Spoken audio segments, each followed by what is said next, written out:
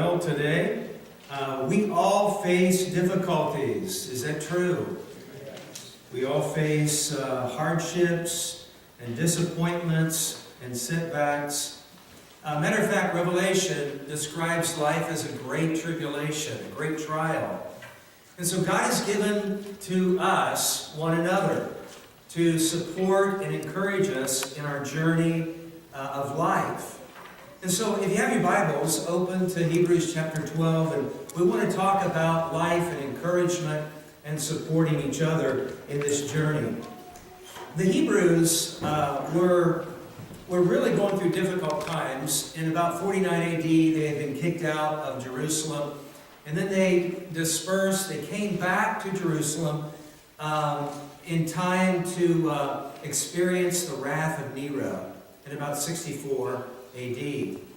And at this point, they're not being persecuted and killed for their faith, as Nero does later, puts them on poles and puts tar on them and uses them in torches at night, and actually uses their preaching about the gospel, heaven and hell and fire, and he accuses them of setting the city on fire, which he does, to rebuild it. But they get blamed, and they're going through some very, very difficult times.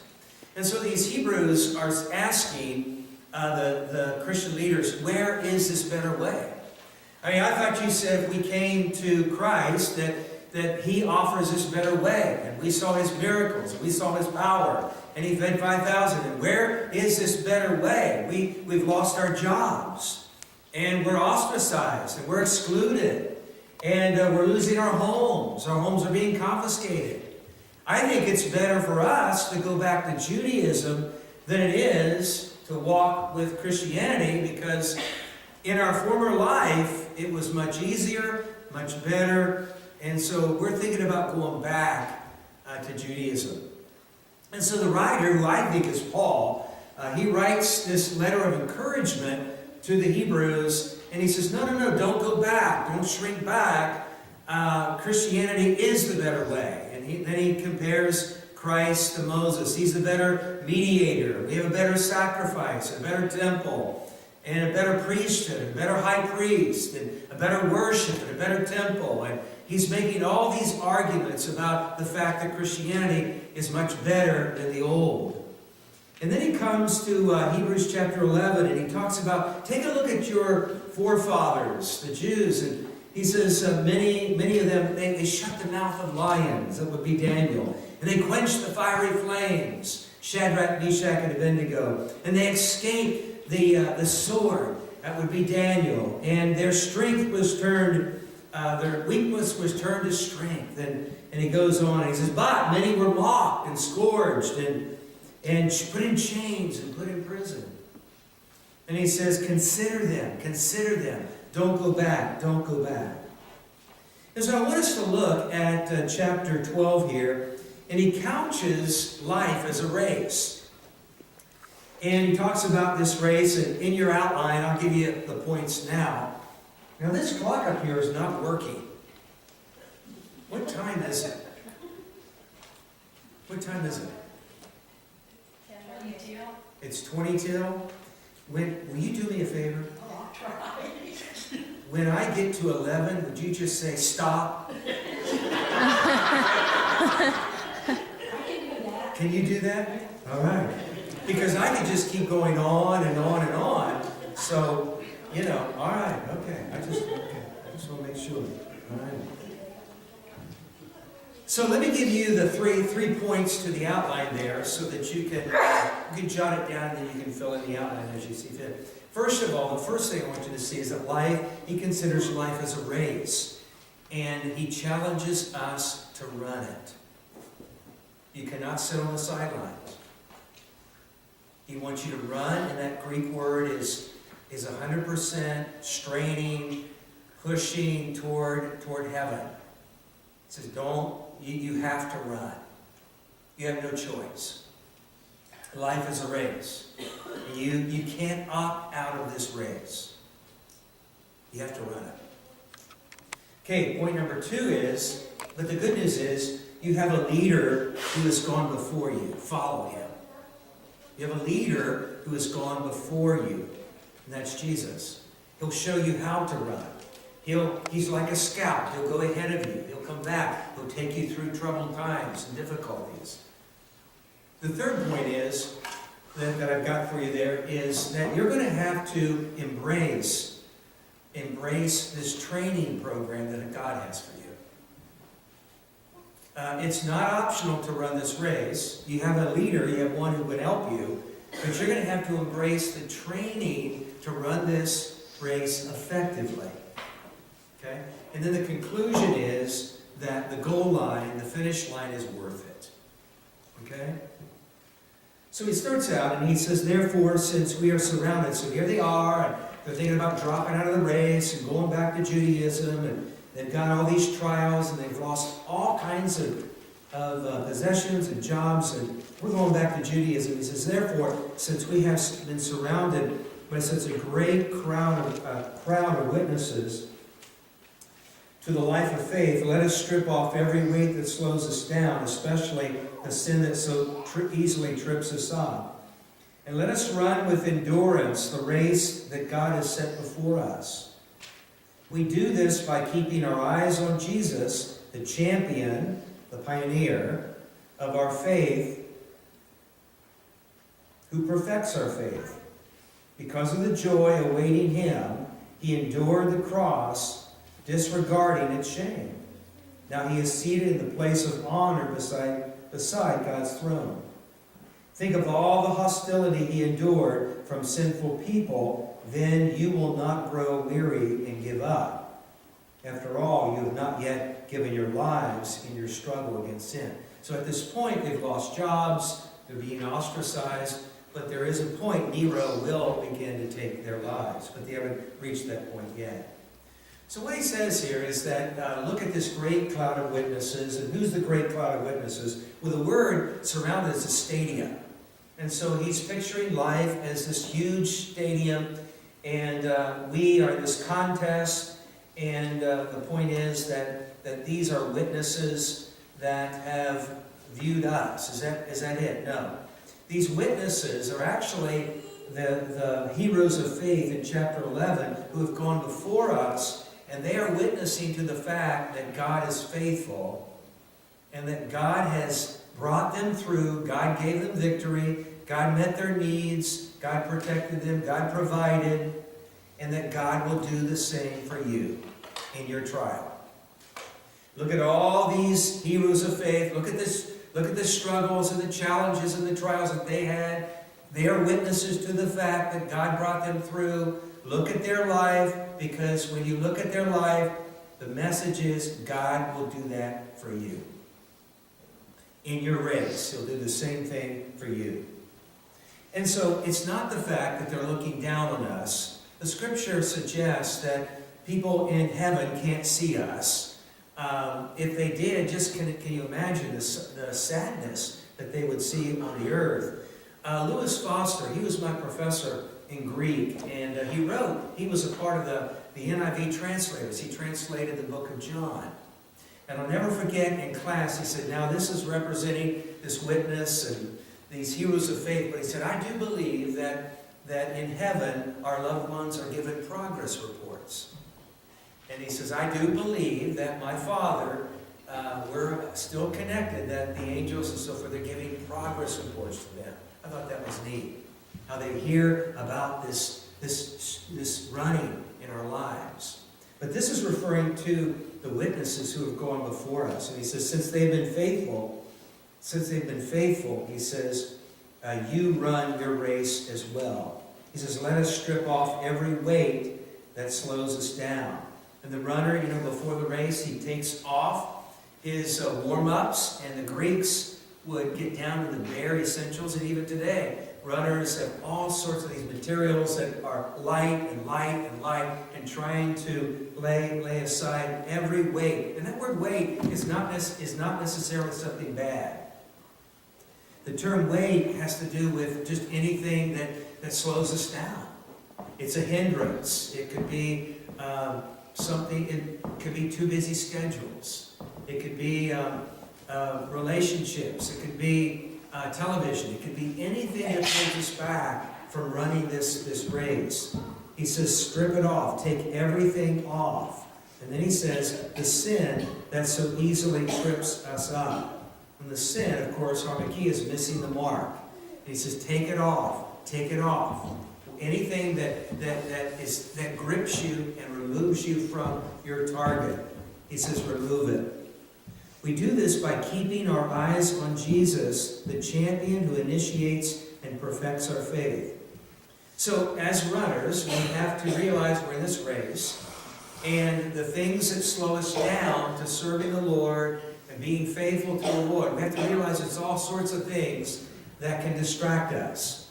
And so in this race, we have to make sure that we're laying aside this bulk, this mass, these distractions, the things that slow us down from the Lord. We have to take them off, strip them off, remove them. But also, he says, watch out for sin, because sin can also begin to entangle, and it will cause us not to run, and maybe even go into the ditch on the side. How do we do it? Well, we keep our eyes on Jesus, the finish line. Even runners, when they do hurdles, you never look at the hurdle. You always look at the finish line. If you look at the hurdle, the problem, you're going to hit that hurdle and you're going to trip and lose momentum and fall.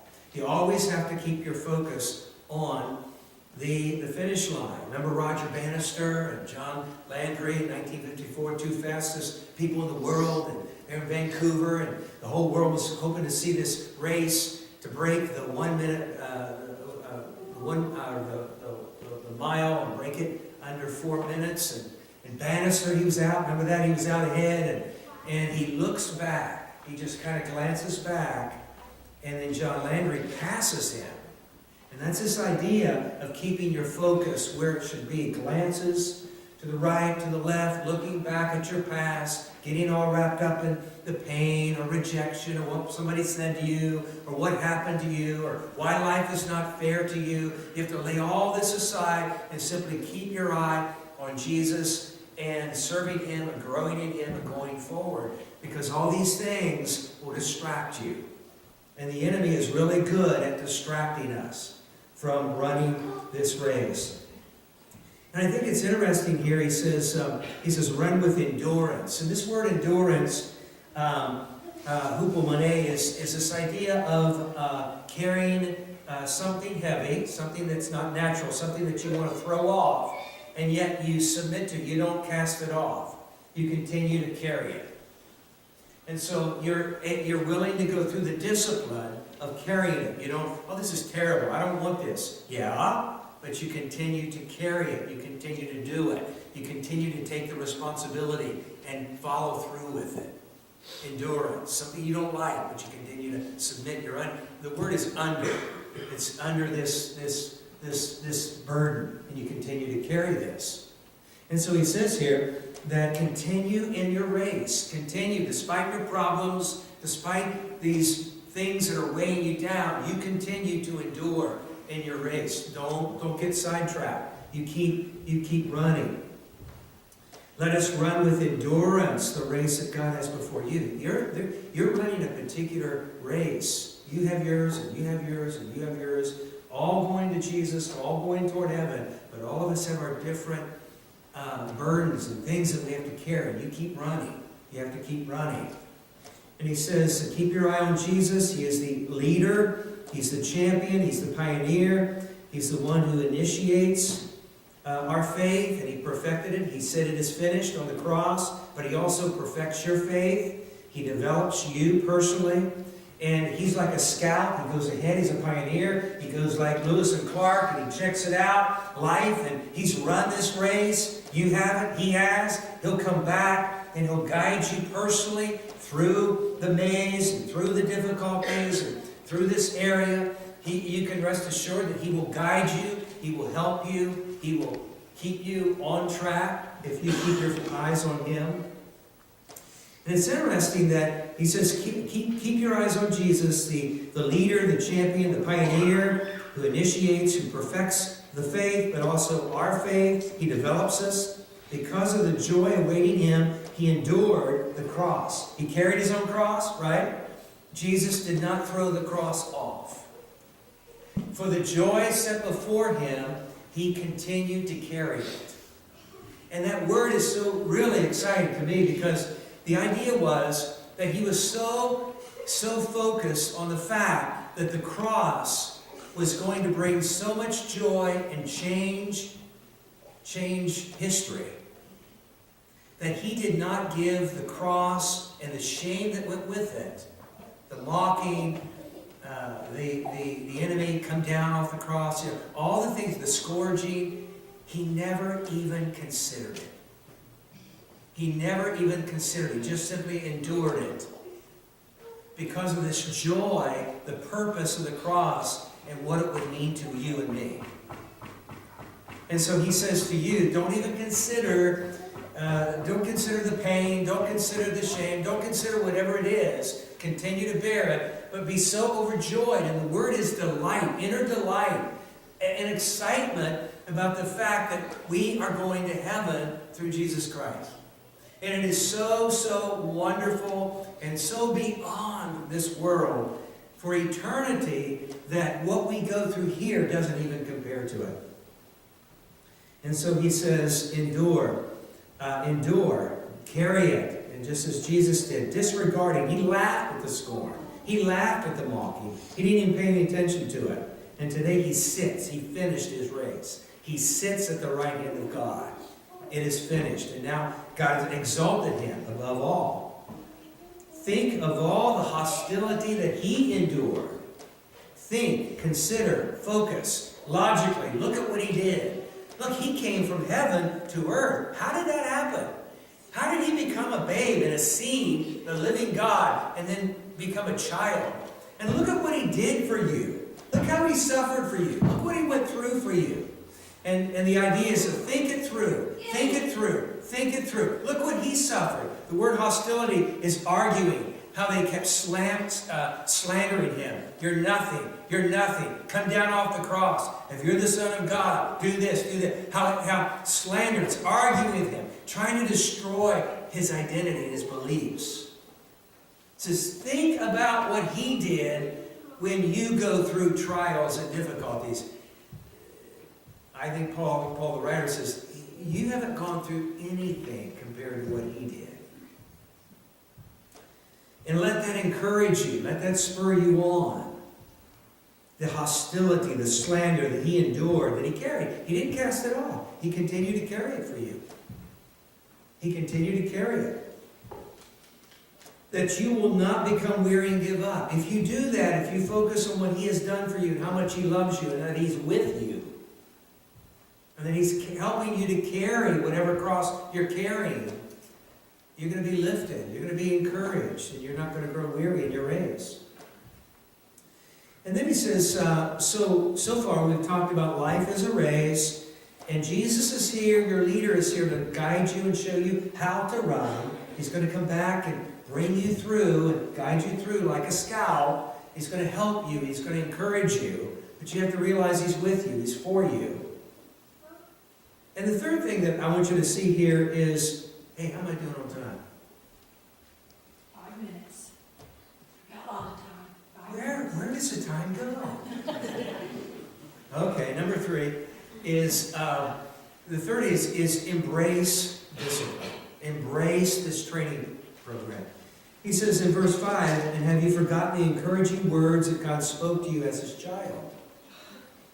They said, my child, do not make light of the Lord's discipline, and don't give up when he corrects you, for the Lord disciplines those he loves, and he punishes each one as he accepts his son. As you endure this divine discipline, remember, God is treating you as his own children. Who ever heard of a child who is never disciplined by his father? If God doesn't discipline you as he does all of his children, it means that you are illegitimate and you are not really his child at all. Verse 9, since we respected our earthly fathers who disciplined us, shouldn't we submit even more to the discipline of the Father of our spirits and live forever? For our earthly fathers disciplined us for a few years, doing the very best they knew how. But God's discipline is always good for us, so that we might share in his holiness and his character. No discipline is enjoyable while it is happening. It's painful. But afterwards there is a peaceful harvest of right living for those who have trained by it. So take a new grip with your tired hands and strengthen your weak knees. Mark out your path for your feet so that those who are weak and lame, referring to us, so that we will not fall, but will become strong again. And so the third thing about one word that you just need to realize here, this word for discipline is, in the Greek, it's tied into the word for child and parent. And it's the same idea of a parent who has a goal of raising up their children in loving care and to enable their child to know right from wrong, to do what's right. There's consequences, and developing the child's attitudes and behavior that they can live life successfully. And that's exactly the framework here when it's talking about discipline. What God does is God doesn't himself bring about or zap people. He's not up zapping people, but life has a way of injustice and unfairness and difficulties, and God allows these things to happen and to use them to develop our focus and to wean us off of idols and to help us to maintain what we ought to be maintaining. And we have a tendency to collect barnacles in our lives. And we need to clean those things off so that we can run straight ahead. And so our Father is using life to develop us, to make us stronger. And so we need to realize that as we're running, that God is sovereign and He will not allow us to encounter trials and temptations that we can't handle. But what He allows into our life is there as a training. It's a gym. It's a training. It's developing you and enabling you to become strong and faithful character, holy character, but also to be able to do His mission and to be able to do His work. And there's no development in our life without pain.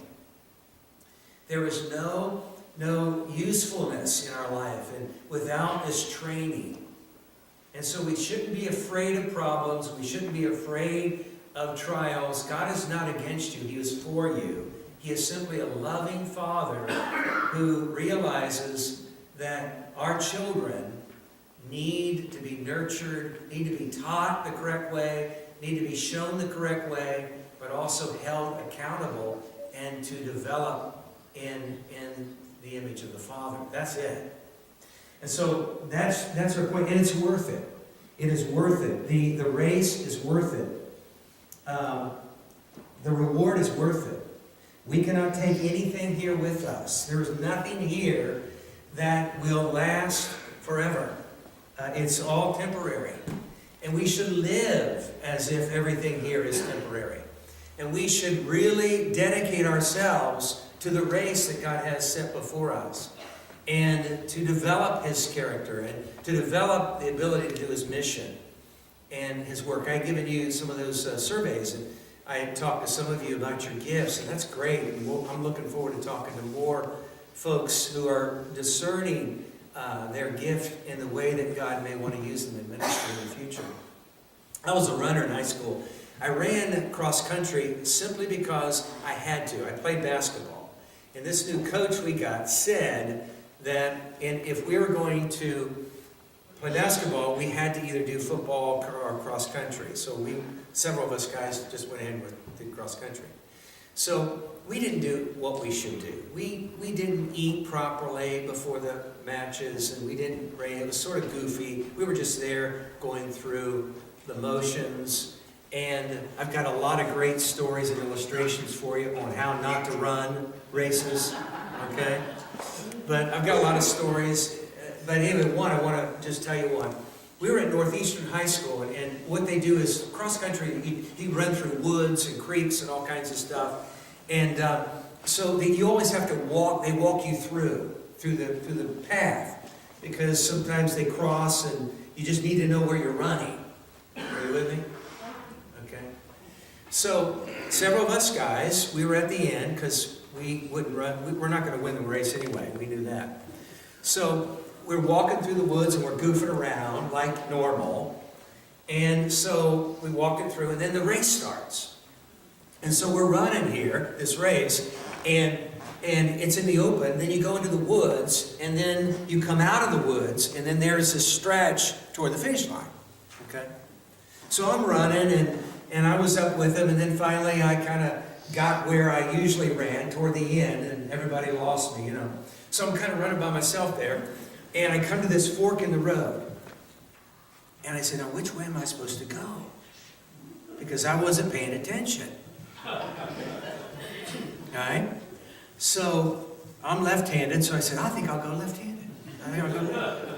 So I took off and I went left, and in about a few minutes, I'm running out of the woods. And I see this long, straight stretch, and there's people around the sideways, and cheering, and all of a sudden they're cheering, and I'm starting to run, and I'm not tired. And I just really start sprinting, and people's cheering, and my coach, he can't believe it. He's got this stopwatch, and he's going like this, and I run past the finish line, and he comes up and he says, I can't believe it. He said, you just set a course record. I can't believe this, he said. And then he said, well, tell me how you did this. And I said, well, I got here and I got there and come to the crossing and I took a left. He said, you're supposed to go right. You cut off a half a mile of the race. So, the point was I was disqualified. You know what I'm saying? So Paul says in 1 Corinthians 9, he says, in running the race, he said, make sure you run to win. He says, I buffet my body, lest I myself, Paul says, might be disqualified. So we got to run. We got to be focused. We got to learn the directions. We got to learn the course, the map, which is the scripture. And God will be with us to run. Amen? He will be with us as we run. Yeah. Well, what time is it? I'm about 2 minutes late after. Okay, next week I'll cut my sermon 2 minutes short. All right. If you need to make a decision, why don't you do that? Let's stand and listen to the song.